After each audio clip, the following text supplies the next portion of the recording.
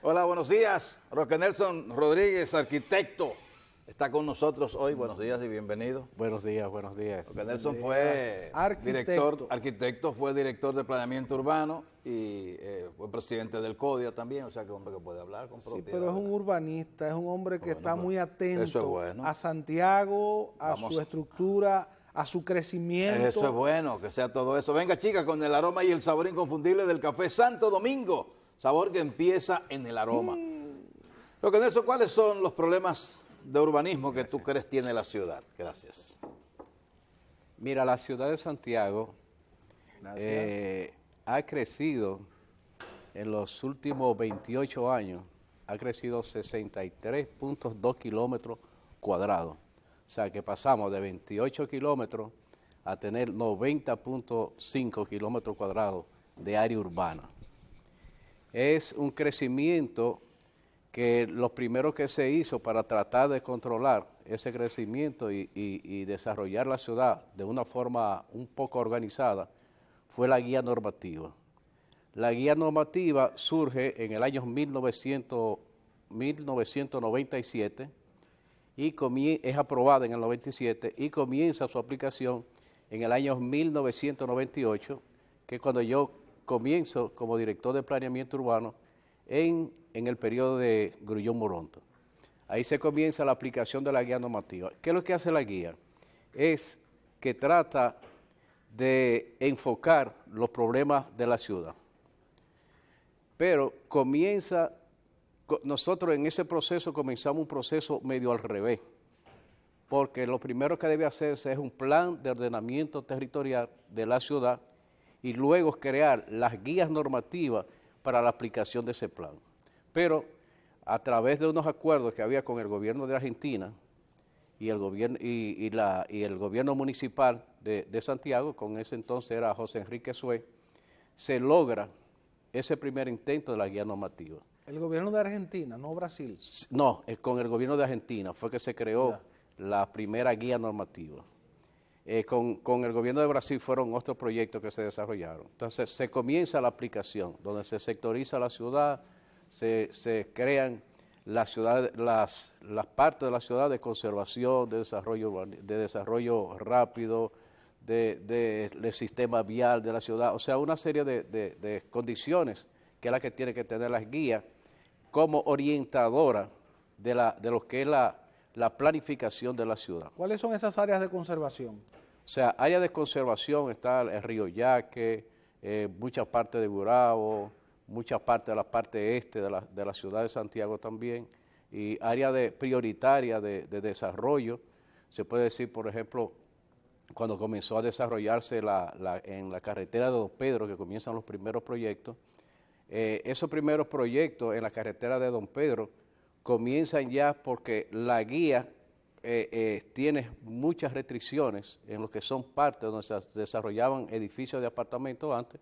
Entonces comienzan las restricciones, ya que para usted hacer una edificación en altura tenía que ser en una calle principal, no en calle secundaria, que la calle tenía que tener... Se supone que esa fue la razón principal de formar esa guía normativa. Sí, esa fue... La de evitar construcciones de edificios de apartamentos en zonas residenciales, por entender que creaban un problema adicional, devaluaban las viviendas unifamiliares. Sí, exactamente. Entre otros temas.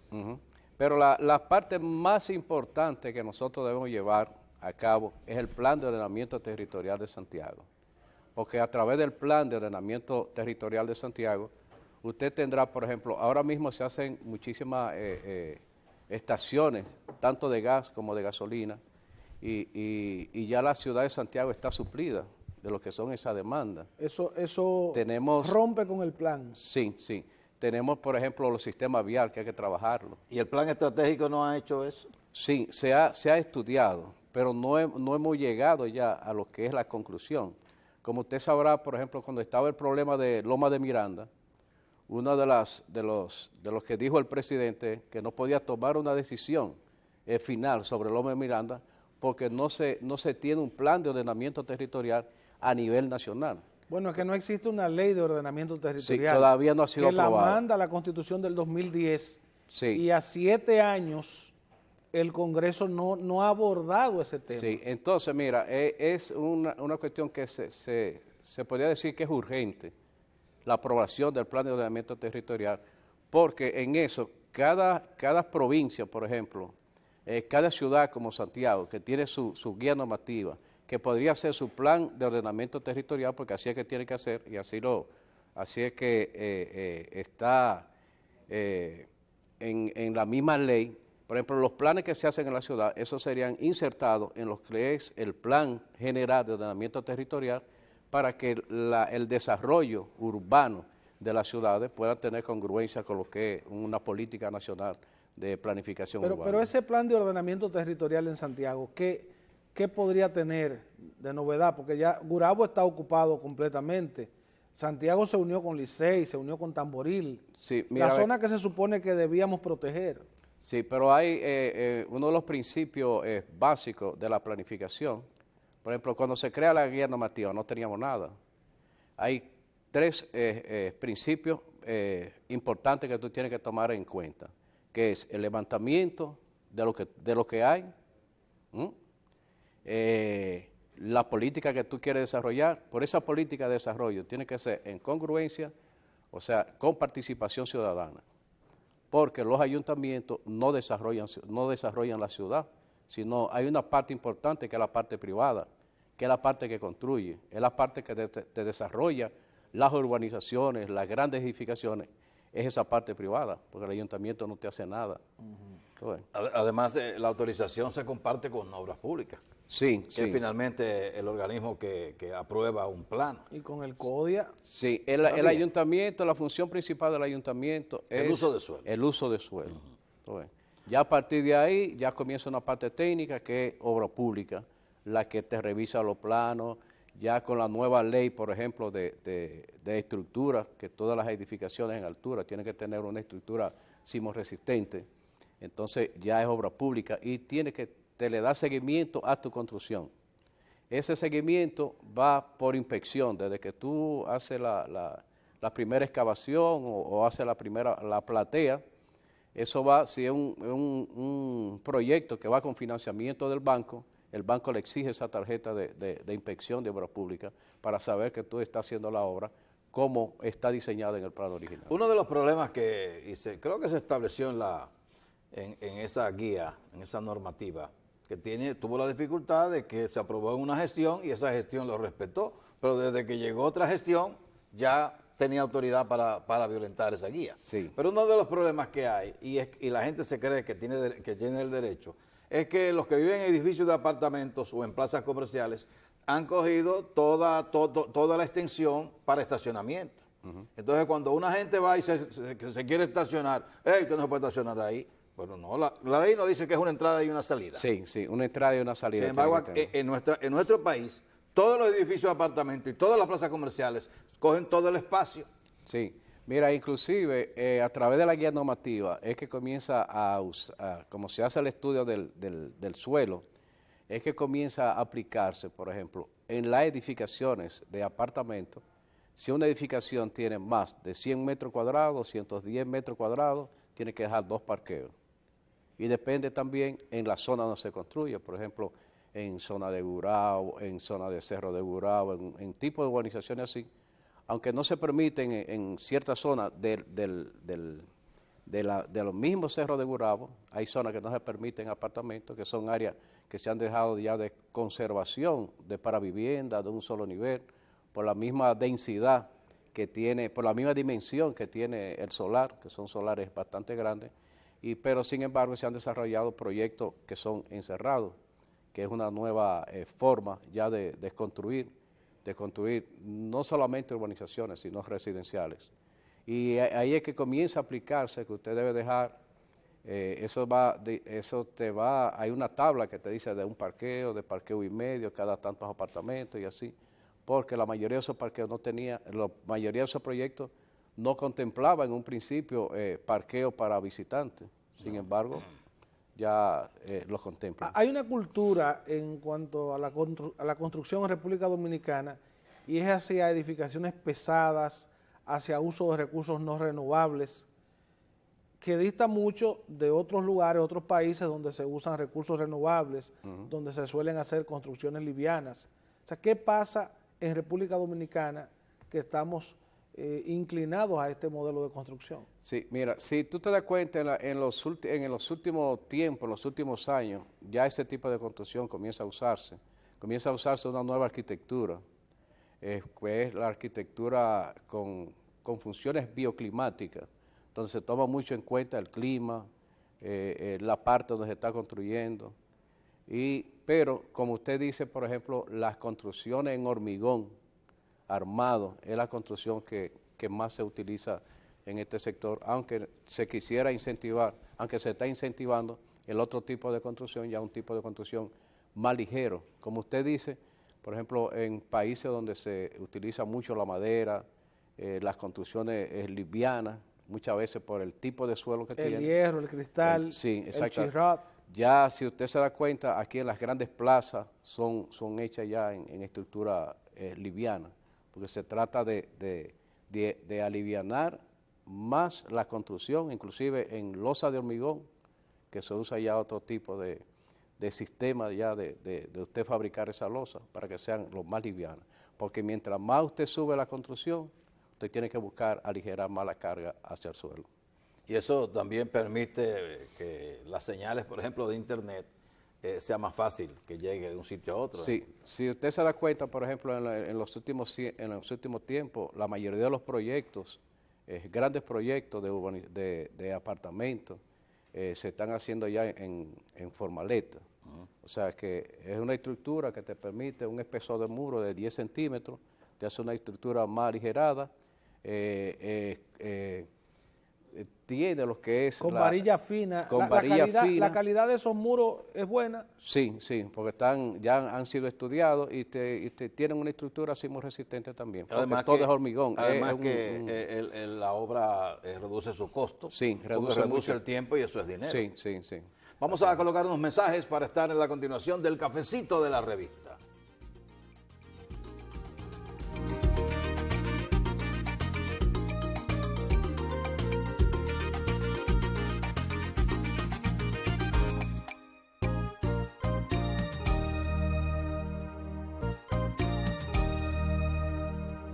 Estamos hablando de urbanismo con Roque Nelson. ¿Cuál es su opinión del crecimiento de la ciudad?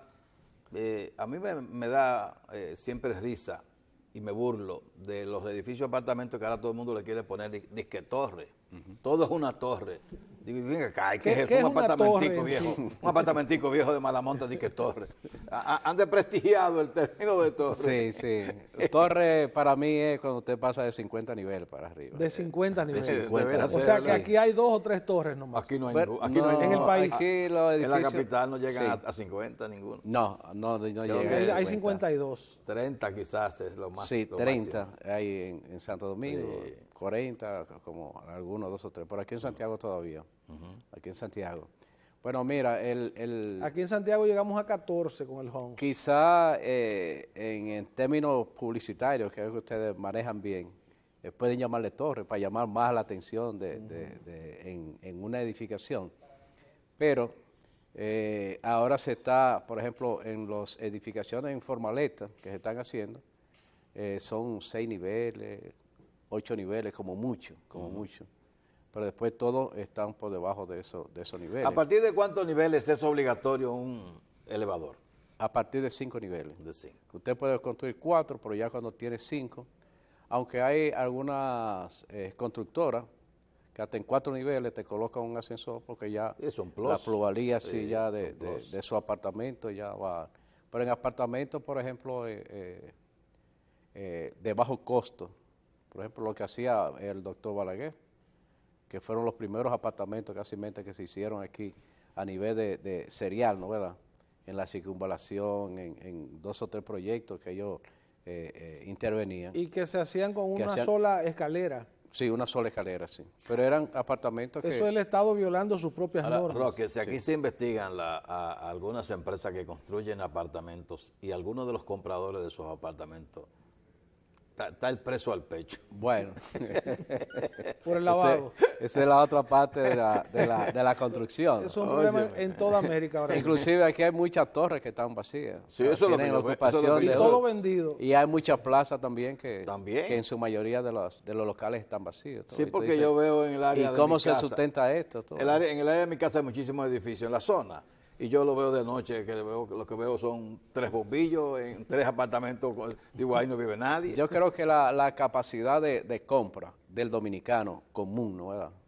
Está por debajo de los 3 millones, 4 millones de pesos para hacer una inversión en un apartamento. Sin embargo, aquí hay apartamentos que te cuestan 10 millones y 12 millones de pesos. Sí. Creo que O sea Nelson, yo pienso que el mayor impacto negativo que tiene el urbanismo dominicano es el tema de la ocupación de las cañadas, las áreas de deslizamiento de aguas que son ocupadas por familias pobres para hacer casuchas y que vierten sus cuestiones ahí domésticas al río, a la cañada, al arroyo. Sí, ese es un mal que nadie ha querido enfrentar, todo, ni los gobiernos municipales ni los gobiernos centrales, porque muchas veces son auspiciados por ellos mismos, por ejemplo. En el aspecto político, que eso es de mi tendencia, inclusive en el mismo desarrollo de ciudades, cuando ocupan las áreas públicas, los mismos ayuntamientos son los que dan esos permisos. O sea, influyen muchas veces a los funcionarios a que, mira, No, y a que eso veces es los de un gobernadores regidor, dan que eso es un amigo madera de para que que se- hagan casas ahí. Exactamente, sí. Entonces, en la cañada es un mal que viene desde que Santiago es Santiago, casi todo. Sí. Donde van gente que vienen de un campo y eso se lo van trayendo todo. Por ejemplo, lo de Y cañada ahora de, los haitianos también de Gurabito, están por ejemplo, invadiendo del áreas. hoyo de Puchula, como lo dicen, esos son todos como de Altamira, de la Isabel, o sea, lo de los guandules por aquí son todos de San José de la Mata, de Jánico. Y esa ahora hay gente cuestión. que viene desde el sur. Sí, exactamente, sí. Sureños que están aquí. Gracias a Roque Nelson Rodríguez, arquitecto, exdirector de Planeamiento Urbano, el departamento que tiene que ver en los ayuntamientos grandes, que es los que tienen planeamiento urbano, que tiene que ver con toda la normativa de las ciudades, pero poco se cumple, lamentablemente. Además fue gremialista, o lo es, pero fue presidente del CODIA. ¿Sigue siendo gremialista? Sí, claro que sí, bueno. claro que sí. Muy bien. En breve estaremos conversando con el doctor Martín Martínez Montalvo y vamos a hablar del virus del papiloma humano, que ya se ha iniciado una vacunación, y con él, que es ginecólogo, hablaremos del tema. Vamos a los mensajes.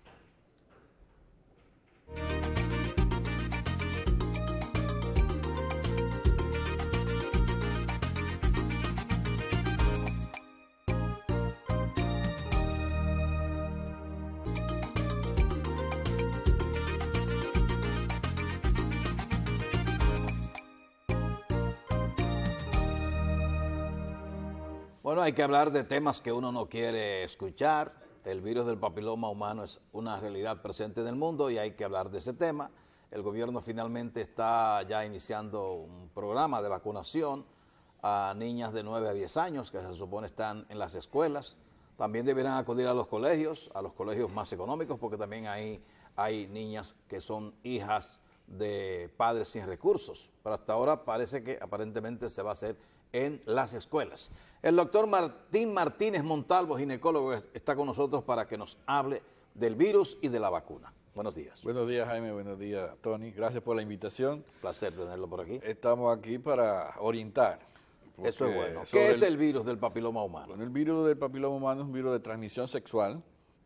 Regularmente se transmite a través del contacto sexual, a través del contacto de mucosas, oral O sea, que y anal. con un beso también. Con un beso usted puede sí. contagiarse con el virus papiloma humano. Habitualmente, ¿quién lo porta o quién lo transmite? Ambos lo pueden transmitir. El hombre lo puede transmitir a la mujer y la mujer al hombre. O sea que ambos lo pueden transmitir. La mayoría de los habitantes del mundo tendrán el papiloma humano en algún momento de su vida. El 80 a 90% de la población va a estar en algún momento de su vida en contacto con el virus o infectado con el virus. Lo bueno es que el 80% de esas pacientes, de esos hombres y mujeres que tienen el virus, va a desaparecer espontáneamente el virus en 2 años. en forma espontánea. Si no sin hay- vacuna, sin nada. Si no hay práctica sexual. ¿Perdón? Desaparece si no hay práctica sexual. Desaparece solo porque tenemos un sistema inmunológico que hace que muchos de los virus que estamos en contacto desaparecen solos. El 80%. La Pero un vacuna- 20% pueden persistir y pueden hacer daños en órganos como es el cuello del útero, como es a nivel orofaringeo en la boca, a nivel anal, donde pueden producir cáncer. La vacuna que se está empleando en la vacunación, ahora usted la conoce, ¿sabe cuál es? Claro que sí, claro que sí. Es la bivalente. Existen 3 tipos de vacunas, la bivalente, la 4-valente y la nanovalente. La vacuna que se está colocando aquí es la que tiene 2 virus, que son los virus más frecuentes que están presentes en cáncer de cuello del útero, que es el 16 y el 18. La 4-valente tiene 4 virus, que tiene el 16, 18 y el 6 y el 11, que son los que producen los condilomas, las verrugas vulvares. Y ya desde el 2014 se aprobó la nonavalente, que tiene 9 virus, que es la que se está usando actualmente en Estados Unidos. El problema de la vacuna que se está colocando, que se va a colocar aquí, es que se retiró de Estados Unidos. Porque si existe una vacuna que va a cubrir más virus, ¿por qué yo voy a tener una vacuna que solamente cubre 2 O sea que virus? lo que estamos comprando es un despojo. Más o menos. Más o menos. Hay 100 Pero cepas del virus. si yo tengo mi hija y le voy a vacunar, yo prefiero vacunarla con la que tiene 9, ¿Y que qué? va a estar más cubierta contra los virus que pueden producir cáncer, que no solamente es el 16 y 18. ¿Qué Porque cuesta? es la vacuna. Sí. En Estados Unidos sale $260. La nanovalente. Ajá, casi $300. ¿Y la que estamos usando aquí? La que está entre 4,000 a 5,000 pesos dominicanos. O sea que- Pero como se compra a gran volumen, pues obviamente baja, al gobierno le sale mucho más barato. Bien. También son 100 cepas del virus, ¿verdad? Hay 200. Ya. 200 ya. 200. Oye, yo leí Y ayer, siguen- yo leí ayer que había 100. 100 y ya Ya hoy son hay 200. Hay 200 y se siguen contando, porque es un virus que cambia y que hay distintos tipos. Inclusive la vacuna, la cuatrivalente, la que se usa en Estados Unidos, apareció la nanovalente porque la población afroamericana, el virus que tiene la vacuna, el Gardasil, la 4-valente, la población afroamericana no tiene ese virus cuando desarrollan cáncer. Por eso se creó la otra vacuna, que es la que tiene 9 virus, que está incluido otras cepas que pueden tener el cáncer en la población afroamericana, que es distinta a la blanca. Entonces, por eso se creó esa vacuna. Porque muchas pacientes afroamericanas no estaban cubiertas contra el virus que es distinto, la cepa que tiene la población afroamericana a la población blanca. Pero hay médicos que están vacunando a mujeres adultas contra el papiloma. La FDA, que nos regimos por ella, solamente vacuna hasta los 26 años. Hay países como en España, donde la ponen después de los 26 años. Pero uno se rige sobre lo que dice la FDA y la Escuela Europea de Farmacología, que dice hasta los 26 años. Y la misma compañía dicen que hasta los 26 años, porque ya después de esto esa población ya ha estado en contacto con el virus. Entonces, si usted ha estado en contacto con el virus, ¿para qué yo le voy a poner una vacuna? Por eso se pone en la población que todavía no ha iniciado sus relaciones sexuales, que es entre 11 y 12 años. Y entonces ahí es que tiene la protección que ha demostrado en disminuir las lesiones premalignas y cáncer de cuello del útero. Pero la vacunación que está haciendo el gobierno es para niñas de 9 a 10 años, dice. O sea, se comienza a partir de los 9, pero lo ideal es entre 11 y 12 años. Hasta Lo los ideal. 26, sí. Porque hay una parte buena de la vacuna y hay otra parte mala. La vacuna se fabricó para prevenir cáncer. Pero si yo te digo a ti que el acetaminofén, el Tylenol, tiene 458 muertes en Estados Unidos anualmente. Un medicamento tan inocuo, lo toman millones de personas y Efectos puede secundarios. producir efectos colaterales, nevar hepático, puede producir fallo hepático y muertes. Entonces, todos los medicamentos, vacunas, medicamentos, antibióticos, tienen efectos colaterales que muchos padres no quisieran que un hijo de ellos tenga uno de esos efectos. ¿Y cuáles son las manifestaciones del papiloma humano? La más común es la aparición del condiloma a nivel vulvar. El condiloma es la famosa cresta de gallo, como dicen en los campos, que regularmente desaparece sola. Es por transmisión sexual, por contacto manual. Alguien con el que tenga el virus en la mano, una verruga, puede contagiar a la mujer y viceversa. Igualmente pues, se contagia a nivel oral y anal. Los pacientes homosexuales tienen una alta incidencia de cáncer anal y es por el virus papiloma, el de alto riesgo, que está asociado a este tipo de cáncer. ¿Y en el hombre cómo se manifiesta? Igualmente que en la mujer, lesiones condilomatosas, papilomatosas, verrugas que pueden aparecer en la boca, en el pene y en el ano. Otra cosa de la vacuna que se va a colocar ahora, que no se puede utilizar en niños. El Gardasil no está aprobada para usarlo en niños. Perdón, el Cervarix, la que tiene 2. La que tiene 4 sí está aprobada para usar en niños. Es el Gardasil. Exacto, el Gardasil, que es la que tiene 4 virus. O sea, lo ideal es que se vacunen hembras y varones. Hembras y varón. Países como Australia, como en Inglaterra, utilizaban el Cervarix y la dejaron de utilizar porque los niños no estaban cubiertos. Entonces cambiaron de Cervarix a Gardasil porque hay más cobertura, hay mayor protección de las cepas que pueden producir cáncer y las lesiones condilomatosas. Entonces, la campaña de vacunación no es todo lo efectiva, no será todo lo efectiva que se quiere, pero es un elemento es un aporte. Es un aporte, obviamente, para la prevención, pero si yo tuviera a mi hija, yo la vacunara con la que tiene 4, no la que tiene 2, porque va a estar más cubierta. Hay reacción cruzada por una de las sustancias que tiene la vacuna que puede cubrir otros virus, pero ya salió la de 9 virus, que también va a sustituir la de 4 virus. ¿Pero es de una sola aplicación? Son 2 dosis que se colocan. Si se coloca antes de los 15 años. Antes de los 15 años son 2 dosis. Una la primera vez y la otra a los 6 meses. Pero si es después de los 15 años hay que poner 3 dosis en un periodo de 6 meses. ¿Y hay reacciones a la vacuna? Sí, hay reacciones locales, produce dolor, produce algunas veces fiebres, hay síncopes, los niños tienen que estar sentados cuando se lo colocan porque hay veces que hay vaídos, se caen y pueden producir golpes, traumas, puede producir fiebre, como todas las vacunas. Todas las vacunas tienen efectos colaterales, todos los medicamentos también. Martín, usted fue a Argentina a prepararse sobre una condición que es más estética en la mujer. Sí. Estética y también de disfrute de vida. Sí, claro, es el nuevo juguete o nueva especialidad que es la cosmetoginecología. Ajá. Sí. En el caso suyo, ¿cuál fue su aprendizaje? Mi aprendizaje, a preguntarle a las pacientes que yo veía otras cosas que a mí no me interesaban, sobre cómo se sentían ellas con su vagina, cómo se sentían ellas con su forma, con el aspecto, con su relación sexual, que antes a mí no me interesaba esto. Pero cuando uno hace este entrenamiento y pregunta, hay muchas pacientes que están insatisfechas con su parte genital y su relación sexual, desde orgasmo hasta lubricación.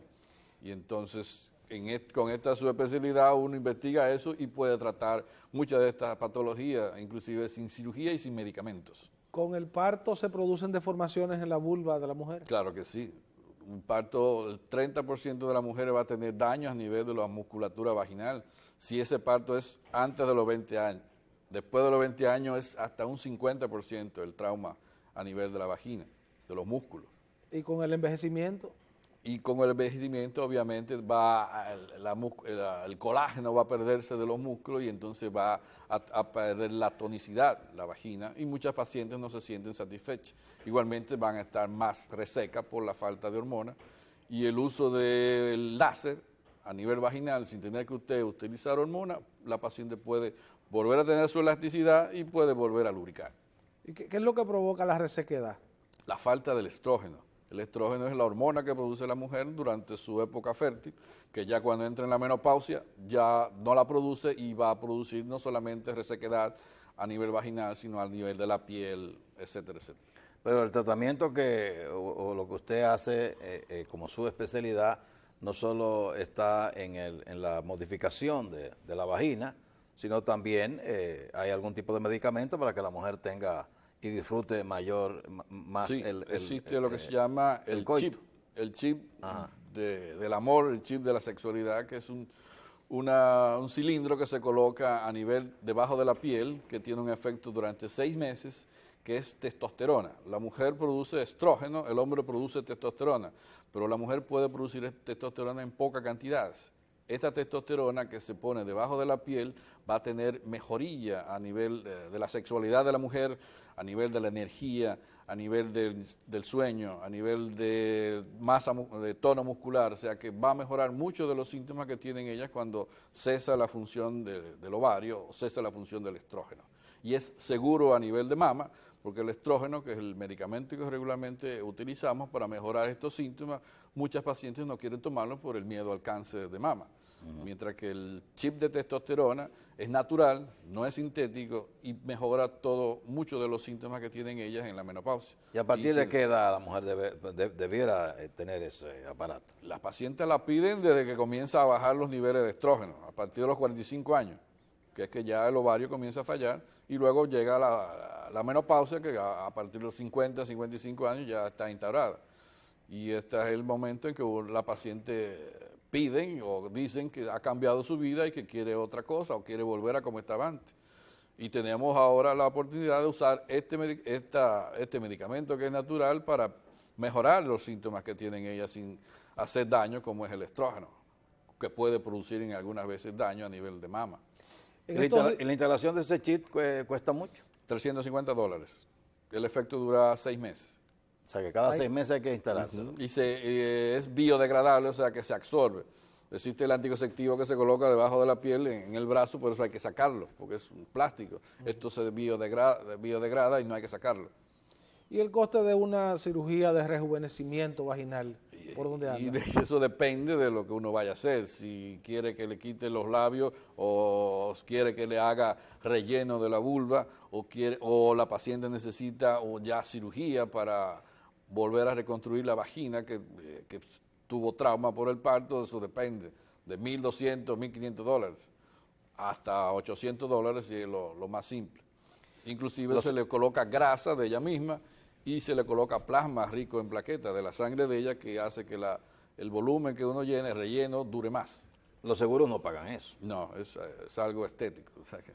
Doctor, en estos días en una investigación por un caso de una violación sexual, se habló de himen complaciente. ¿Qué es lo que es himen complaciente? Ok, la mujer cuando tiene su primera relación sexual, obviamente va a estallar, va a romper el himen. Pero existe un 20% de la población que ese himen no es elástico, no se rompe y la paciente no va a sentir que sangró. Eso es lo que dicen muchas veces, que en los campos cuando devolvían a la señora, ella no sangró, no era virgen. Ella era virgen, pero tenía un himen complaciente, ¿no? Son himen que tienen mucha elasticidad y no se rompen, no estallan, como se rompen cuando el 80% de la mujer. O sea, es un 20%. Es un 20% de la población tienen el himen llamado himen complaciente, que es muy elástico y no se rompe cuando hay la penetración. Fue dichoso el amigo de nosotros que encontró una de ese 20%. Para librarse de... Yo estoy hablando de otro caso. Yo no estoy hablando de ninguno en particular, estoy hablando de eso. Bien, para retomar el tema del virus del papiloma humano, es bueno que usted, doctor Martín Martínez, le diga a la gente que sí, que deben permitir que sus hijas sean vacunadas, que es aconsejable. Sí, indudablemente que es aconsejable que los niños entre 11 y 12 años reciban la vacuna. Niños, usted dice niños y niñas, ambos. El problema de que la vacuna que están colocando es que los niños no pueden recibirla o no está aprobada para niños. Pero obviamente una población va a estar cubierta por los virus más frecuentes que producen cáncer de cuello uterino y otros tipos de cáncer, no solamente el cáncer de cuello, el cáncer anal, el cáncer orofaringio, que son últimamente las estadísticas están aumentando más que el cáncer de cuello uterino. El cáncer de cuello uterino con el simple Papá Nicolau se disminuyó su estadística, hasta ser en países desarrollados donde tienen programas, hasta ser el número 5 en frecuencia.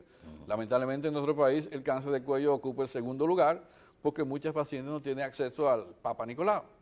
con un simple Papa Nicolau, en países como Estados Unidos, el cáncer de cuello ocupa el 5º lugar en frecuencia, o sea, casi la población hispana o afroamericana que no tiene acceso a ella es la que presenta este tipo de cáncer. Y ahora utilizando la vacuna, uno puede, a la población donde no va a tener acceso o no puede tener acceso al Papa Nicolau, uno puede disminuir la incidencia de las lesiones que van a producir cáncer. O sea que yo aconsejo a colocarse la vacuna, pero la vacuna cuatrivalente, en mi humilde opinión. Sí, pero es un asunto... Y la otra cosa es convencer... El gobierno la está aplicando gratis. Y la otra cosa es convencer a los padres, que es lo más difícil. Países donde tenían un 80% de cobertura de la vacuna, ha bajado la cobertura por los padres, porque ven muchas cosas en el internet de efectos colaterales que nadie quiere que a un hijo de uno tenga esto. Y como dije anteriormente, hay medicamentos tan simples como es el acetaminofén, que produce 458 muertes en Estados Unidos por daño hepático. O sea que todos los medicamentos, todas las vacunas tienen efectos colaterales. ¿Cualquiera con un entrenamiento simple puede aplicar la vacuna? Sí, no tiene una simple enfermera, la sabe colocar, se coloca en el brazo, se le dice que va a doler, hay que colocar hielo para mejorar el dolor que produce la vacuna, como todas las vacunas. El niño tiene que estar sentado porque has visto síncope. Hay pacientes que poniéndole una inyección simple le produce un síncope y se cae.